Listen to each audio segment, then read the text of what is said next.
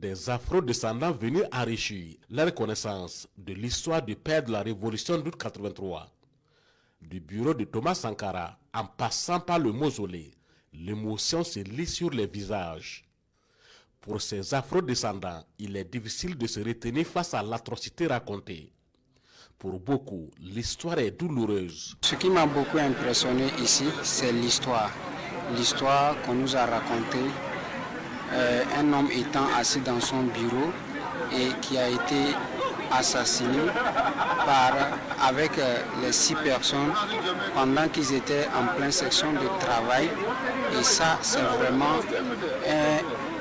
une histoire qui fait mal.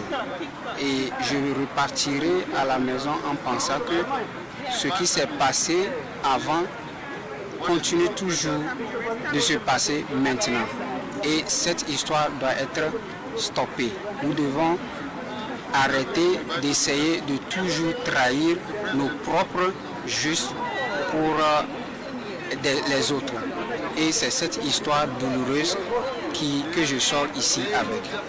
Le point qui m'a le plus marqué, c'est là où il s'est fait tuer le 15 octobre. Où ça a été marqué par un cercle noir, enfin rouge. Ils nous ont dit que c'était arrivé à cette distance-là qu'il a été abattu. Pour ces afro-descendants, il est temps que l'Afrique se réveille. Ils appellent les Africains à soutenir sans détour leur président et à se départir de la trahison. Mon message au monde entier, c'est de laisser le monde savoir, de laisser l'Afrique aux Africains. La trahison doit cesser.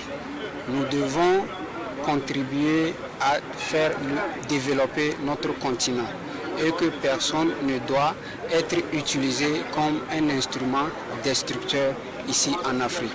Et l'histoire que nous avons appris ici, nous espérons que ce malheur que nous avons eu ici doit cesser.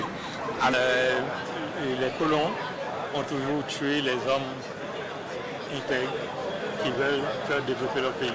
La jeunesse prenne conscience de ce qu'ils ont et se sentent responsables de l'avenir de leur pays. Pour la coordination du projet de construction des infrastructures du mémorial Thomas Sankara, la dynamique est enclenchée, celle d'une personne, une brique pour achever les ouvrages. L'État burkinabé, dans le cadre de ce projet, s'engage à prendre en charge 60% et les 40% sont donc à mobiliser auprès des Burkinabés, auprès des amis du Burkina et auprès de tous les sympathisants et tous les Africains du monde entier. Et c'est pour ça que nous avons dit que chacun d'entre eux peut apporter sa pierre, peut apporter sa brique à la construction donc de ce mémorial-là. Depuis le 17 mai 2025, le mémorial Thomas Sankara est ouvert au public.